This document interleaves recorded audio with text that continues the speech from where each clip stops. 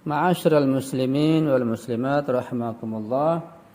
Kemudian pada halaman 97 dari kitab Mukhtasarul Amthal ini dikatakan al-ayatut taliyatu ta'murul muslimina bi hukmaini hamaini.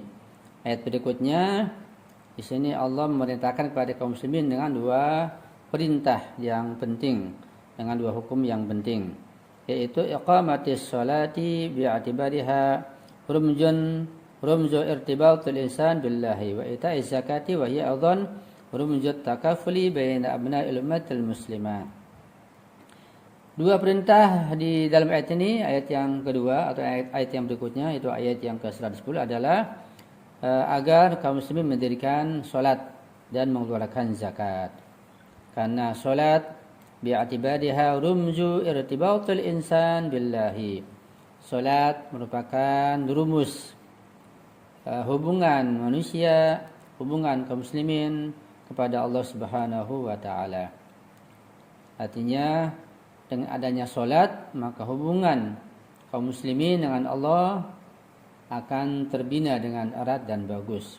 Karena salat salah satu sarana, salah satu media yang paling tepat, yang paling lengkap untuk menjalin hubungan antara manusia dengan penciptanya, dengan Allah Subhanahu wa taala.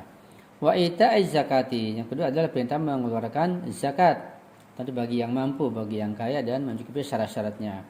Ini pun sebagai rumjut takaful baina abna'il ummah al-muslimah, merupakan lambang adanya tanggungan, yaitu orang yang kaya memberikan tanggungan, memberikan jaminan, memberikan bantuan kepada kaum muslimin, ya.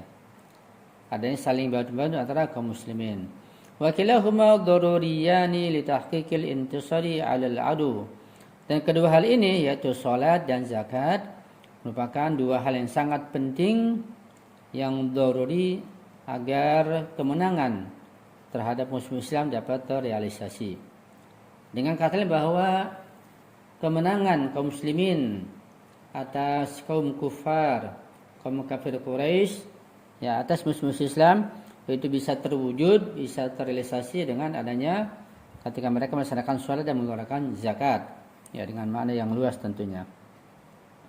Wa aqimus sholata wa atuz zakat. Dirikanlah sholat dan tunaikanlah zakat. Thumma tu'akkidul ayatu ala khuludil amali shalihi wa baqaihi. Kemudian setelah itu ayat menjelaskan tentang kekekalan amal kebajikan, amal soleh, ya, dan tidak akan sirna amal soleh itu ketika dilakukan dengan ikhlas dan dengan sebenar-benarnya. Wa ma tuqaddimu li anfusikum min khairin tajiduhu 'indallah. Dan apa saja yang kalian persembahkan, yang kalian lakukan berupa amal kebajikan, maka kalian pasti akan memperolehnya dan mendapatkannya ganjaran tersebut di sisi Allah Subhanahu wa taala setelah kalian meninggal dunia nanti, khususnya di alam akhirat. Wallahu subhanahu alimun bisarair. Dan Allah Subhanahu wa taala mengetahui segala hal yang tersembunyi, segala rahasia, segala yang tertutup. Wa ya'lamu dawafi al-amal. Juga Allah mengetahui motivasi-motivasi dan hal yang mendorong amal perbuatan. Wala yadhi'u 'indahu ajrul 'amilin atau ajrul 'amilin. Dan ganjaran orang yang berlaku atau berbuat kebajikan tidak akan disia-siakan. Akan diberikan ganjaran yang setimpal, bahkan berlipat ganda. Innallaha bima ta'maluna basir. Sesungguhnya Allah Subhanahu wa taala basirun bima ta'malun, maha mengetahui, maha melihat apa yang kalian kerjakan. Ini ada hubungan erat antara ayat pertama dan ayat kedua. Itu ayat yang menjelaskan tentang adanya ahli kitab yang berbuat hasud, kemudian tentang perintah memberikan maaf dan membiarkan mereka sehingga datang urusan jihad, dengan ayat dirikanlah solat dan tunaikanlah zakat. Artinya masalah jihad, masalah berperang, masalah mentaati Allah dalam urusan-urusan politik itu pasti erat hubungannya dengan masalah solat dan masalah zakat. Dalam hal apapun tidak mungkin seseorang mengabaikan dan meninggalkan solat dan zakat. Dalam hal apapun, dalam urusan politik, dalam urusan sosial, budaya, dan lain sebagainya.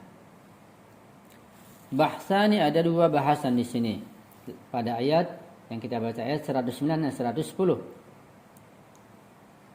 Yang pertama, isfahu min safaha wa subhu syai' arduhu wa janibuhu wa sabhatil wajhi wa sabhati sayfi wa sabhatil hajari. Kata-kata isfahu pada ayat yang berbunyi yaitu fa'fu wasfahu. Isfahu itu berasal dari kata safh, ya, safaha isfahu, sabhan, dan bermakna bagian muka atau sisi tertentu atau bagian dasarnya. Kasabhatil wajhi, seperti bagian muka, wajah. Wasabhatis sayfi, atau bagian muka, bagian depan pedang. Wasabhatil hajari, seperti bagian depan batu. Wal amru bisabhi wa al amru bil i'radi, dan perintah untuk sabh, untuk mengambil satu sisi, ini berarti perintah untuk berpaling, untuk membiarkan dan meninggalkan. Lakinna 'atfaha 'ala fa'fu yufhamu annahu amrun bil i'radi la an jafa'in bal 'afwin wa samahin. Tetapi ketika kita melihat bahwa kata-kata isbahu di sini diatofkan, digandingkan dengan yang kata sebelumnya, yaitu fa'fu wasbahu. Jadi isbahu digandingkan dengan fa'fu, maka dapat kita pahami bahwa berpaling atau perintah mengabaikan dari usaha mereka ini, berpalingnya dengan kebaikan, ya, bukan dengan kegarangan, bukan dengan kejengkelan, tapi dengan lapang dada, dengan lapang hati, begitu, dengan luas dadanya. Ya, itu maknanya. Karena diatapkan isbahu dengan fa'fu. Ya. Yang kedua, itu yang pertama. Yang kedua, ibaratu innallaha ala kulli syai'in qadir, ungkapan sesungguhnya Allah Maha Kuasa atas segala sesuatu itu, qad tushiru ila annallaha qadirun ayyan sural muslimina ala a'dihim biturukin ghaibiyatin. Bahwa ungkapan sesungguhnya Allah Maha Kuasa atas segala sesuatu itu mengisyaratkan dan memberikan makna bahwa sesungguhnya Allah Subhanahu wa taala itu Maha Kuasa, Maha mampu untuk memberikan pertolongan dan bantuan pada kaum muslimin sehingga mereka mengalami kemenangan atas musuh-musuh mereka dengan cara gaib, dengan cara yang tidak mereka ketahui. Walakinna tabi'at hayatil bashari wal kauni qa'imatun ala anna al-a'mala la tatimmu illa bitadriji wa ba'da tawaffur al-muqaddimat. Akan tetapi tabiat dalam kehidupan ini ada hukum kausalitas, hukum sebab akibat, hukum sunnatullah, ya, itu menghendaki lain.